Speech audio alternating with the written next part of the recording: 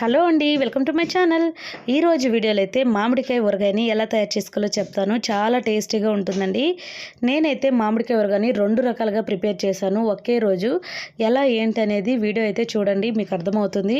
నేనైతే ఊరికొచ్చాను కదా, అక్కడ మా అత్త అయితే ఊరగాయ కోసం మామిడికాయలని ముక్కల్లాగా కట్ చేసి ఆల్రెడీ ఉప్పు కారం వేసి ఒక నైట్ అంతా కూడా బాగా ఊరపెట్టేసిందండి. సో మరుసటి రోజు అయితే ఇక దీంట్లోకి నన్నైతే పికిల్ తయారు చేసేమని అడిగింది.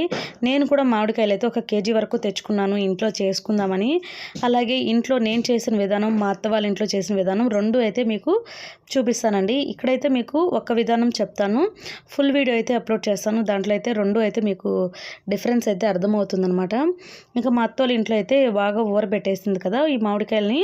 ఇందులోకి నేను ఆవపిండి, మెంతిపిండి, అలాగే కొంచెం తెల్లగడ్డలు వేసేసుకున్నాను. తర్వాత బాగా కాంచిన నూనె అనమాట. బాగా చల్లారిన తర్వాత అయితే ఇందులో వేసుకొని మొత్తం కూడా ఇలా నీట్గా కలిపేసానండి. ఎందుకంటే ఇవి ఆల్రెడీ ఒక నైట్ అంతా ఉప్పు వేసి ఊరాయి కాబట్టి కొంచెం డ్రైగా అంటే వెట్గా ఉన్నదన్నమాట. అందుకని చెయ్యి అయితే పెట్టలేదు. కాబట్టి ఇట్లా గెంటితోనే మిక్స్ చేశాను వీటన్నిటిని. తర్వాత మనం ఇందులో ఉప్పు కారం ఇవన్నీ సరిపోయలేదైతే చెక్ చేసేసుకోవాలండి. సో చూసారు కదా, ఇక్కడైతే చాలా చూసారు ఆల్రెడీ దీంట్లో ఉప్పు కారం ఆల్రెడీ వేసేసినా కూడా ఇలా అయితే ఉందన్నమాట. ఇవన్నీ వేసేసుకొని ఈ మసాలా అంతా కూడా ఈ ముక్కలకి బాగా పట్టేలాగా కలిపేసేసుకున్నాను.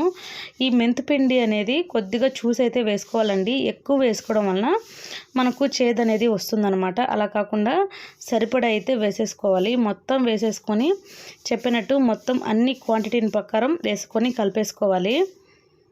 సో అన్నీ కలిపేకొని ఆయిల్ వేసుకున్న తర్వాత ఇలా మనం టేస్ట్ చేసామంటే మనకు ఉప్పు కారం అన్నీ సరిపోయలేదా చూసేసుకోవాలి. ఒకవేళ సరిపోలేదు అంటే నేనైతే కారం కొంచెం తక్కువ ఉందని కారము అలాగే సాల్ట్ కూడా కొద్దిగా యాడ్ చేసానండి. అన్నీ యాడ్ చేసిన తర్వాత ఇవి కూడా మొత్తం ఇందులో కలిసేలాగైతే కలిపేసుకున్నాను. అసలు చూస్తుంటేనే నోరూరిపోతుందండి, అంత రుచిగా టేస్టీగా అయితే ఉంది. ఇక దీన్ని అయితే ఒక వారం తర్వాత వేడివేడి అన్నంలో తింటుంటే అంత బాగుంటుంది. వీడియో నచ్చితే కన్నా లైక్ చేయండి. ఫుల్ వీడియో కావాలంటే కామెంట్ చేయండి. రేపు ఎల్లుండి అయితే వీడియో అప్లోడ్ చేస్తాను.